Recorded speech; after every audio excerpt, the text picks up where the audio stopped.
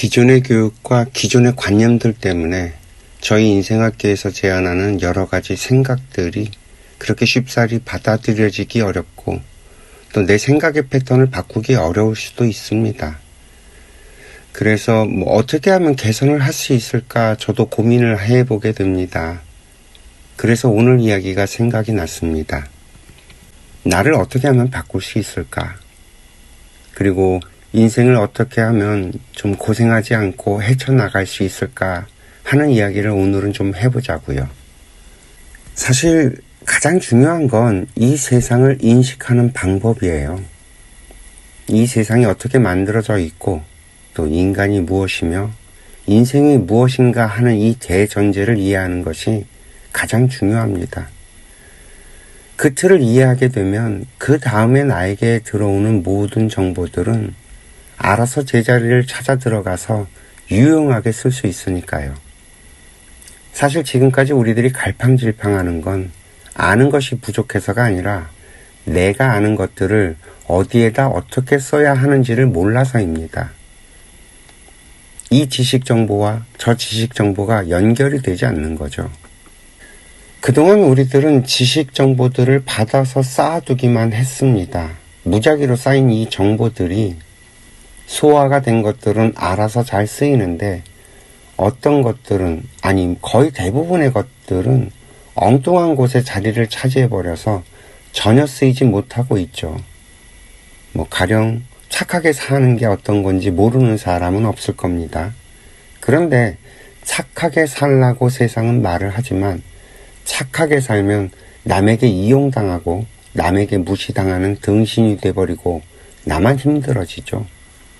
그럼 나쁘게 살아야 하느냐 하는 반문이 또 생길 거예요. 또 그렇게 그게 내 맘대로 되지도 않아요. 나도 모르게 작동하는 양심이라는 놈과 또 수없이 반복해서 들어왔던 이야기들이 있어서 일부러 나쁜 짓을 하며 사는 것도 맘처럼 되질 않죠. 그래서 나오는 이야기들이 남에게 피해를 주지 않으면 된다는 주장입니다. 남에게 피해를 주지 않는 건 착한 것도 아니고 나쁜 놈도 아니고 그저 적당히 내 양심에 꺼리지도 않으니 거의 대다수의 사람들이 이 선택을 하면서 살아가죠. 그래서 대부분의 사람들이 나는 잘못한 것이 없다는 생각을 하며 살아갑니다. 그런데 이상하게 살면 살수록 사는 게 힘들어지고 어려워지고 재미도 없고 외롭다고 합니다. 원인을 못 찾는 거죠. 그러니까 또 이제는 또 운동을 열심히 해야 한다고 또 건강관리를 해야 한다고 취미 생활이 없어서 그렇다고 하는 논리들이 만들어지고 그런 것들이 유행을 합니다. 그러다 보니까 본질은 건드려 보지도 못하고 엄한 삽질들만 하게 되는 거죠. 사실 본질을 알면 인생이 그리 어려운 것이 아닌데 말입니다. 그래서 저희 인생학교에서는 이 세상이 어떻게 운영이 되고 있고 인간이 무엇이며 인생은 어떤 것인지 먼저 이야기를 합니다. 이거는 누구나 다 똑같이 적용되는 원리랄까 법칙이랄까 하는 것들이어서 이것을 이해하게 되면 나에게 벌어지고 있는 일들이 이해가 되고 이해가 되면 화나는 일들이 자연스럽게 줄어들고 또 화내지 않고 짜증내지 않고 불평불만을 저절로 하지 않아서 내가 세상에 탁한 기운을 뿜어내지 않으니 나에게 오고 있던 안 좋은 것들이 저절로 멀어지게 됩니다. 그리고 이것들을 이해함으로써 내가 해야 할 일들을 저절로 알게 되니까 그 일을 함으로써 또 인생이 재밌어지고 이렇게 재밌게 살다 보니 저절로 좋은 것들이 내 주변을 감싸고 사람들이 저절로 나와 같이 놀기를 원하니까 늘 사람들과 함께 하게 되고 그러니 또 외로울 틈이 없고 하는 식으로 인생이 저절로 운영이 되는 방식입니다. 이처럼 인생학교에서 제안하는 방식은 저절로 되는 거예요. 억지로 하지를 않습니다. 억지로 애를 쓰는 일들은 절대 이루어지지 않는다는 것을 우리는 알고 있으니까요. 그럼에도 불구하고 워낙 기존의 교육들, 기존의 관념들에 젖어 있어서 뭔가 임팩트 있는 주입식 교육을 원할 수도 있겠다는 생각이 들었습니다. 그래서 한 줄 요약식으로 이건 꼭 필요해라는 식의 세상의 것들을 정리해 보겠습니다. 내가 인생을 살기 위해서 꼭 갖춰야 할 것들 첫 번째는 세상과 싸우지 말라는 것입니다. 우리들은 이미 만들어져 있는 세상에 태어납니다. 그리고 그 세상으로부터 보호를 받으며 성장을 했습니다. 그리고 이미 만들어져 있는 지식들을 습득하면서 생각을 하게 됩니다. 그 세상을 만드는 일에, 또 내가 아는 지식들을 만드는 일에 나는 아무런 것도 한 것이 없죠. 그저 받아먹고 보호를 받고 살기만 했어요. 그런 이 세상을 내가 원망하고 탓할 자격이 있을까요? 세상이 잘못됐다고 말을 할 자격이 있을까요? 이 부모 역시 마찬가지입니다. 부모들도 자기 인생을 사는 중인데, 그래서 인생이 뭔지 어떻게 살아야 하는지 아직 잘 모릅니다. 완성된 인간이 아니라는 말이죠. 그래서 자식을 낳아서 기르지만 자식이 무엇이고 어떻게 자식을 길러야 하는지 본인들도 배워본 적이 없습니다. 특히나 그 젊은 사람들이 생각하는 방식은 부모님들 세대들은 접해본 적이 없는 이야기들이 많아요. 부모님들이 우리를 낳아서 기를 때보다 훨씬 뒤에 나온 이론들이라는 거죠. 배운 적이 없어서 할 수 없는 것들이었는데 나중에 잘못됐다고 이야기를 하게 되면 그게 말이 되나요? 더군다나 그런 부모님 덕분에 내가 세상에 태어나서 이런 생각도 할 수 있게 된 건데 말이죠. 따라서 우리들은 부모님을 원망할 자격이 없습니다. 보다 근본적으로 말을 하자면 이 세상은 인과의 법칙에 의해서 운영이 되고 있어서 내가 우리 부모님의 자식으로 태어난 것도, 또 21세기에 태어난 것도, 또 대한민국이라는 곳에 태어난 것도 모두 내가 지은 전생의 업보 때문에 만들어진 결과물들입니다. 내가 짓고 내가 받고 있는 거죠. 태어남과 동시에 나에게 주어지는 모든 것들은 내가 지은 결과물들로 당연히 받아야 할 것들이 나에게 온 것뿐입니다. 그렇게 나에게 주어진 것들로 이번 생애를 살아내는 것이고요. 독재국가에 태어났다면 독재국가에서 살아야 할 업보를 지은 결과입니다. 아프리카에서 태어났다면 아프리카에서 살아가야 할 업보를 지은 결과이고요. 폭력적인 부모의 자식으로 태어났다는 말은 폭력적인 부모 밑에서 커야 할 업보를 내가 지은 결과, 그 결과를 내가 받은 거죠. 거기에서부터 출발을 해서 나에게 주어지는 것들이니 그것들을 잘 운영해서 살기만 하면 나는 반드시 행복해질 수 있습니다. 이것을 풀어나가는 것이 나의 숙제인 셈이죠. 그러니 세상과 싸우지 마세요. 나에게 주어진 환경과도 싸우지 마세요. 세상과 나에게 주어진 환경은요, 받아들이는 겁니다. 잘 받아먹고 내가 성장을 하는 거예요. 눈에 거슬리고 잘못된 것이 없으면 나는 무엇이 옳은 것인지 무엇이 더 좋은 것인지 분별을 해낼 수가 없습니다. 그렇다는 건 나는 영적인 성장을 할 수 없다는 말이 돼요. 아무것도 분별할 것도 없는데 뭘로 성장을 하겠어요? 부조리와 갈등, 불편함 속에서 인류는 성장을 해왔다는 말입니다. 그 부조리와 갈등과 불편함을 개선하려는 노력이 지금의 21세기를 만들었고요. 이해가 좀 되셨을까요? 그러니 여러분들이 싸우려고 하는 그것들이 여러분을 만들고 여러분들을 키운 힘입니다. 오히려 감사해야죠. 본질을 들여다보면 이런 거예요. 그러니 이 세상과 나에게 주어진 환경과 제발 싸우려고 들지 마세요. 그저 받아들이고 감사하세요. 이렇게 순응을 할 때 내 삶이 편안해집니다. 아시겠나요? 이 이야기가 이해가 된다면 또 한 가지가 도출이 됩니다. 바로 이 세상엔 불평불만할 것이 단 하나도 없다는 것입니다. 그래서 우리 인간은 절대 하지 말아야 할 것이 불평불만이라는 결론이 도출이 됩니다. 불평불만은 내가 하면 한 만큼 어려워집니다. 설령 원리를 모르고 이해가 되지 않아도 무조건 불평불만을 하지 마세요. 이것만 하지 않아도 내 어려움의 최소한 30%는 저절로 사라집니다. 이건 정말 실전 팁이에요. 불평불만하지 마세요. 그럼 두 번째로 넘어가 볼까요? 두 번째로 우리가 해야 하는 건 나에게 들어오는 모든 이야기, 즉 지식과 정보들을 아니라고 배척하지 않는 것입니다. 무조건 받아두라는 겁니다. 이 세상에 나와 있는 모든 지식과 정보는 아닌 것이 단 하나도 존재하지 않습니다. 잘 보자고요. 이 세상은 인과의 법칙에 따라서 운행이 됩니다. 살인을 저지를 사람이 만들어질 세상이라면 살인은 벌어집니다. 원인이 있어서 일어난 결과들인데 이것을 아니라고 한다고 사라지나요? 내 입맛에 맞지 않는다고 있던 게 없어지는 건 아니잖아요. 모든 건 존재하는 이유가 있어서 존재를 합니다. 정말로 필요 없는 것들은 저절로 사라지고요. 이 똥을 치우면 똥파리들은 사라져요. 이 찌꺼기들을 제거하게 되면 물은 저절로 맑아지고요. 사고가 날 일을 만들지 않으면 사고는 절대 일어나지 않습니다. 모든 건 인과의 법칙을 따라서 벌어집니다. 내가 겪는 모든 환경은 내가 잘 모르지만 내가 선택하고 내가 저지른 것의 결과물들이고요. 그러니 나에게 오는 모든 환경은 아닌 것이 단 하나도 없습니다. 그리고 나에게 오는 모든 지식 정보들은 나와 연관없이 찾아오는 것이 없어요. 이해가 되시겠어요?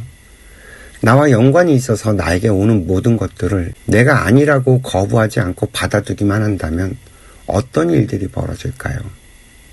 저희 인생학교에선 인생을 퍼즐 조각을 맞추는 거라고 설명을 드린 적이 있습니다. 나에게 오는 정보들, 지식들, 환경들, 인연들은 모두 내 인생의 퍼즐 조각들입니다. 그렇게 나에게 주어지는 퍼즐 조각들로 내 인생의 그림을 완성하는 거예요. 그런데 나에게 주어진 지식과 정보와 환경을 내가 아니라고 또 싫다고 거부하면서 버리게 되면 나중에 어떻게 될까요? 퍼즐을 완성할 수 없게 됩니다. 지금 당장 그 퍼즐 조각이 어디에 쓰이는지 알지 못한다고 또 나랑 상관없다고 버려버리게 되면요. 나중에 그 퍼즐 조각이 없어서 결국 내가 낭패를 겪고 어려워지게 되어 있고요. 그래서 우리가 예를 들어서 설명을 드린 것이 과거 컴퓨터가 처음 나왔을 때 이것을 처음 접했던 베이비 부모들이 야, 나중에 말로 하는 컴퓨터가 나오니까 그때 가서 배우면 돼. 뭐 이렇게 설명을 했었거든요. 그러면서 컴퓨터 배우는 것을 무시했었죠. 그 결과 회사에서 점점 쓸모없는 사람이 되어버리고 세상은 점점 인터넷으로 연결이 되는데 적응하지 못해서 결국 어떻게 됐나요? 코로나 기간 때는 정말 개고생을 할 수밖에 없었죠. 세상의 모든 것들이 온라인에서 이루어지고 있는데 그래서 스마트폰 하나 제대로 쓸 줄 몰라갖고 배달을 시키지도 못하고 또 밖에 함부로 돌아다니지도 못하고 결국에는 젊은 사람들에게 도움을 받지 않으면 생존조차 어려워지지 않았던가요? 요즘 젊은 사람들도 마찬가지예요. 이 베이비 부모들이 보여준 것들을 자신들과는 상관없다고 생각하면 얼마 지나지 않아서 큰 코 다칠 일이 생길지도 모릅니다. 그 어른들을 꼰대들이라고 하면서 피하죠. 이 꼰대들이 왜 세상에 있는지, 왜 이들이 불편한지 원인을 찾고 연구하지 않으면요. 이 꼰대들 때문에 인생이 꼬이는 날이 오게 됩니다. 안 그래도 요즘 노령 인구들이 늘어가고 젊은 사람들은 줄어들고 인구 역전이 사회적으로 심각하던데 곧 머지않은 시기에 이 꼰대들 문제를 해결하지 않으면 이 나라가 심각한 상황에 직면하게 되면 그때 가서는 어쩌려고 그러는지 말이죠. 정말 지금이라도 꼰대들 연구소라도 만들어서 기성세대들이 왜 저러는지 왜 저렇게 우리랑 다른지 연구를 해야 합니다. 그래야만 암울한 미래를 헤쳐나갈 수 있게 되고요. 그러니 제발 나에게 보여주고 들려주고 경험하게 만드는 모든 것들을 좀 받아두세요. 그 퍼즐 조각으로 인생을 살아가니까요. 이해가 좀 되셨을까요? 자, 세 번째입니다. 이 세 번째는 노력입니다. 노력 없이 얻어지는 것은 이 세상에 없습니다. 인간에게 노력은 정의입니다. 그런데 이 노력과 애를 쓰는 건 전혀 다른 이야기예요. 흔히 노력하는 것과 애쓰는 것을 같은 의미로 받아들이고 이해하는 사람들이 많습니다만 이건 절대 헷갈리면 안 됩니다. 인생은 애를 쓰며 살 필요가 없습니다. 자연은 그런 억지를 부리지 않죠. 인간이 태어나면 그 사람이 한 인간으로 살아갈 수 있는 모든 환경을 자연에서 알아서 줍니다.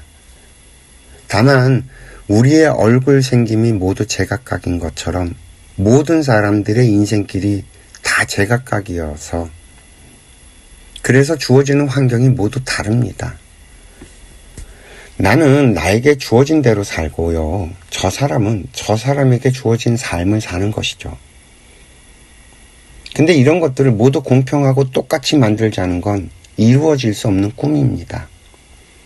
저마다 전생에 한 짓들이 전부 다 다른데 그걸 없었던 걸로 치고 전부 새로 다시 똑같이 만들어서 가자는 건 이 말이 되지 않는 헛소리인 거예요.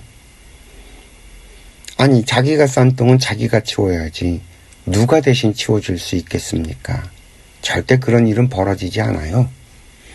아프리카에서 태어나서 굶어 죽어가는 아이들조차도요, 자신의 인생을 살다 갈 뿐입니다.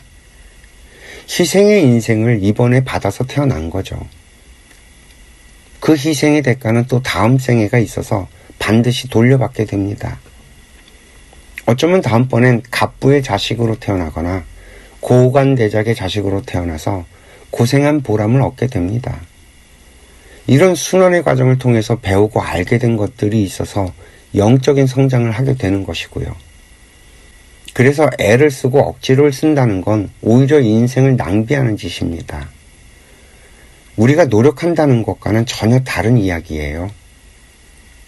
이해가 좀 되셨을래나? 아니, 그럼 노력은 뭘 이야기하는 걸까요? 아이가 말을 배우고 걸음마를 배우는 과정을 한번 상상해 봅시다. 이 처음부터 아이가 말을 하고 걷고 하는 게 아니죠. 처음에는 뭔 소리인지도 모를 소리들을 내뱉습니다.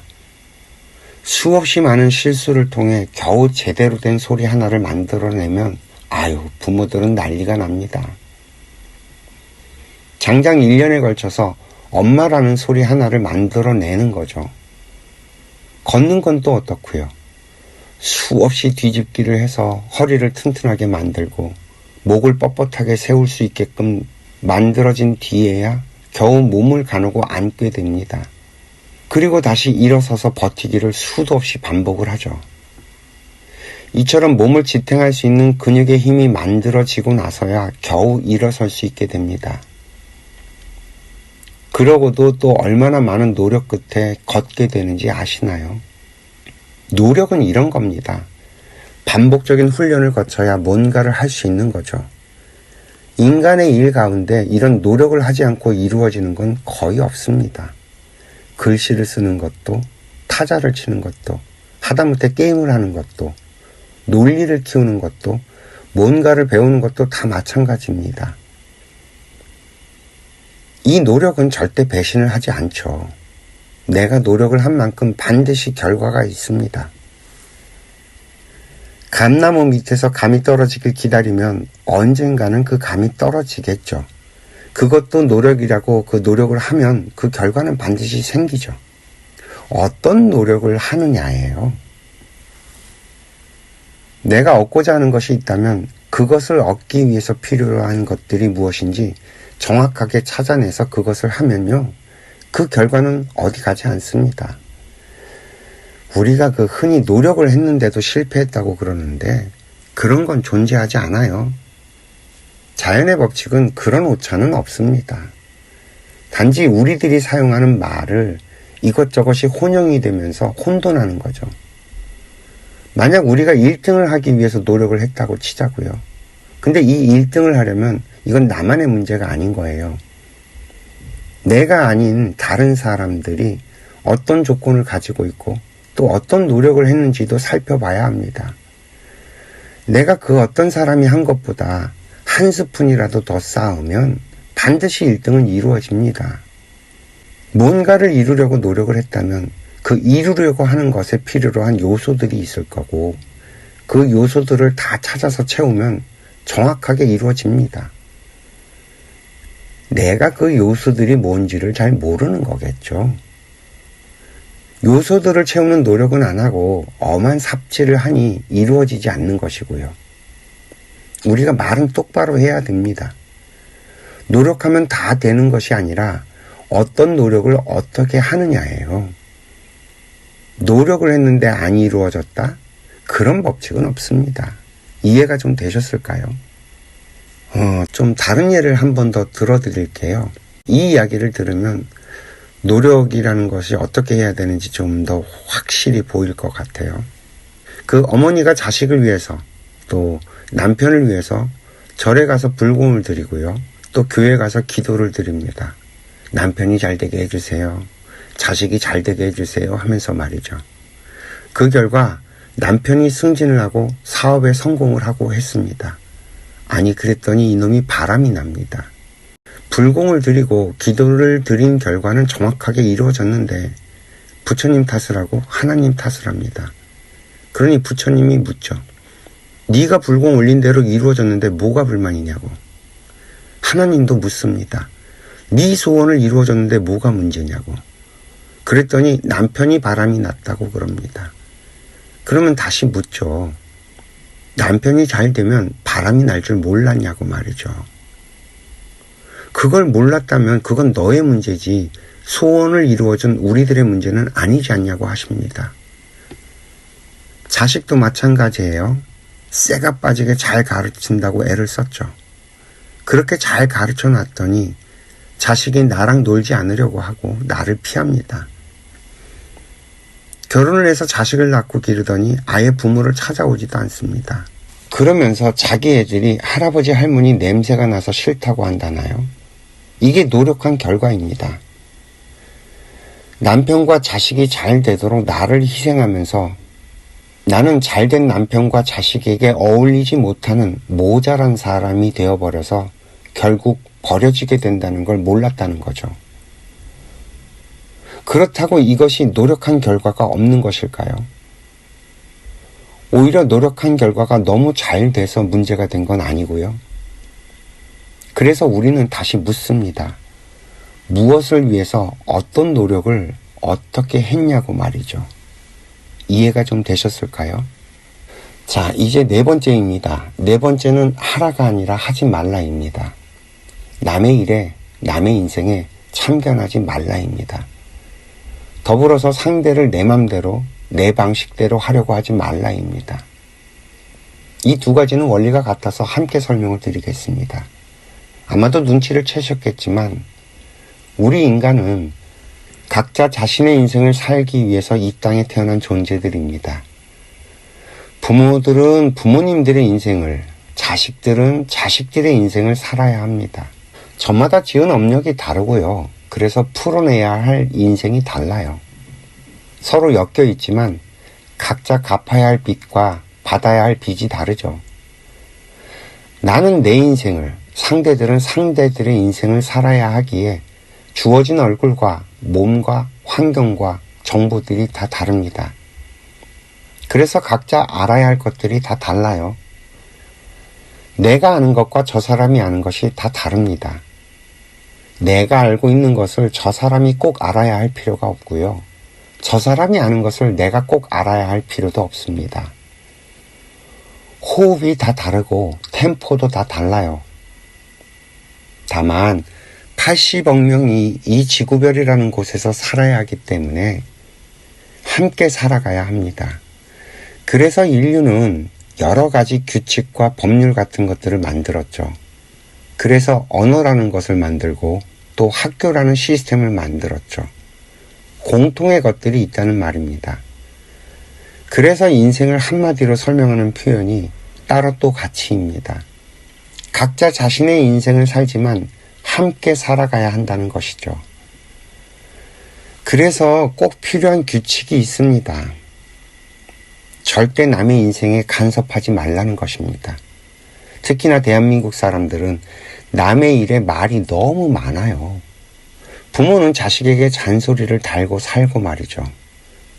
그 잔소리들이 아이의 인생을 비틀어 버릴 수도 있다는 생각은 전혀 하지 못한 채 말이죠. 자신의 인생도 잘 몰라서 비틀비틀거리는 사람들이 남의 인생을 놓고 감나라 대추나라 훈수질을 합니다. 내가 바르게 서면 내가 가르치려 하지 않아도 나를 보면서 알아서 저절로 배웁니다.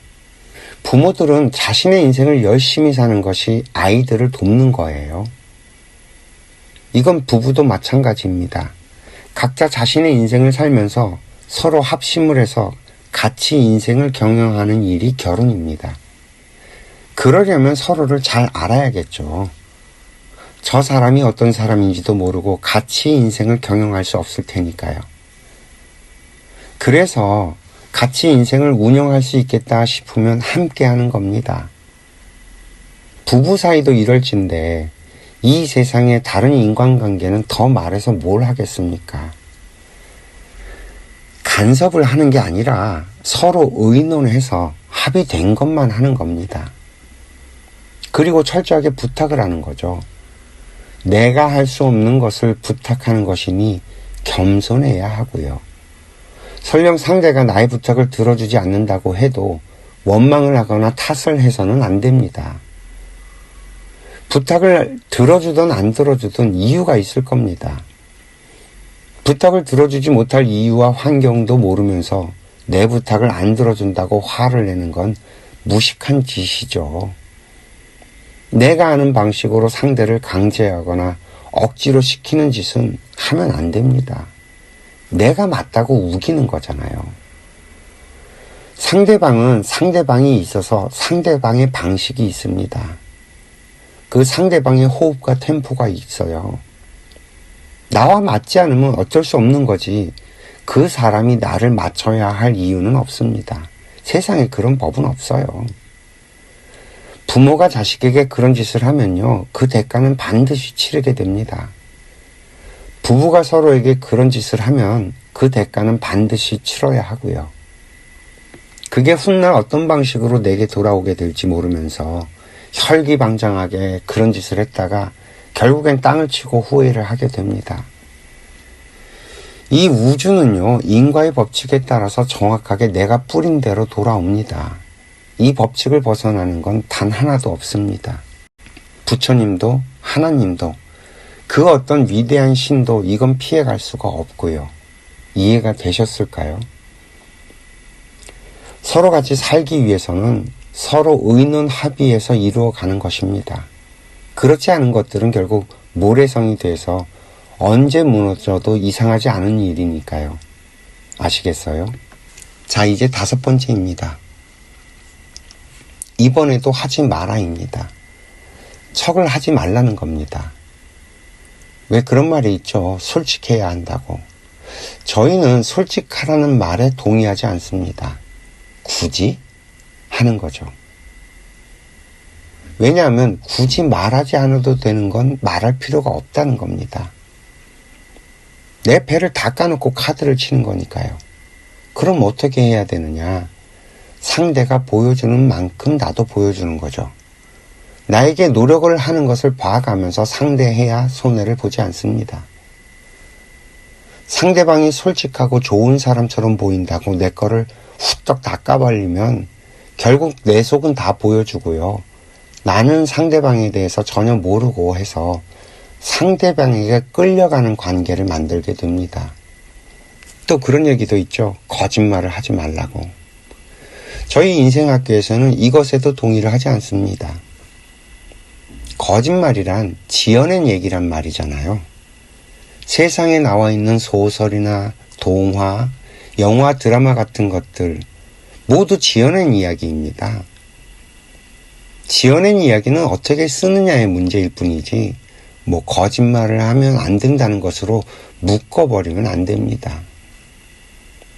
부모님께서 알게 되면 속상할 이야기라면 굳이 할 필요가 없겠죠. 적당히 둘러대도 될 테고요. 이게 거짓말일까요? 다만 나보다 실력이 좋은 부모님들이 내가 둘러다 댄다고 그 이야기에 속을까요? 아마도 내가 지어낸 얘기가 너무 허술하고 서툴면 상대방은 금방 눈치를 채겠죠. 그게 한 번, 두 번 누적되고 쌓이면 나는 거짓말쟁이로 낙인을 찍히게 되고 결국 나의 신용은 바닥을 치게 됩니다. 그리고 상대방은 내 맘도 모르면서 자신을 속이려 든다고 오해를 하게 되고 말이죠. 나만 손해가 막심한 거죠. 그래서 이 거짓말도 잘 쓰면 약이 되고 잘못 쓰면 독이 됩니다. 이해가 되셨을까요? 반면에 저희가 말씀드리는 그 척을 하지 말라는 표현은 다른 말로 얘기하면 진솔하라고 하는 겁니다. 있는 그대로 보여주라는 거죠. 과자 포장지처럼 과대 포장을 하지 말라는 겁니다. 인간은 누구나 자신이 좋은 사람이고 싶어 합니다. 그래서 사람들에게 잘 보이고 싶어 하죠. 그러나 아무리 그렇게 한다고 해도요, 모자란 사람이 좋은 사람일 수 없고요, 사람들에게 잘 보일 수 없게 됩니다. 아무리 처음에는 차려입고 때 빼고 광을 내도 결국 내가 하는 말과 행동으로 내 실력은 다 드러나게 되어 있습니다. 이건 내 진심과는 아무런 관계가 없어요. 사람들이 자꾸 진심을 언급하던데 내가 실력이 없으면 말짱 꽝입니다. 아무리 내 진심이 상대방을 위하는 것이라고 해도요, 내가 상대방을 위할 수 있는 실력이 없으면 무슨 소용이 있겠어요. 아랫사람들이 윗사람을 위하는 길이 없어요. 아랫사람들은 그저 자기 인생을 열심히 살면 됩니다. 그게 윗사람들을 위하는 거예요.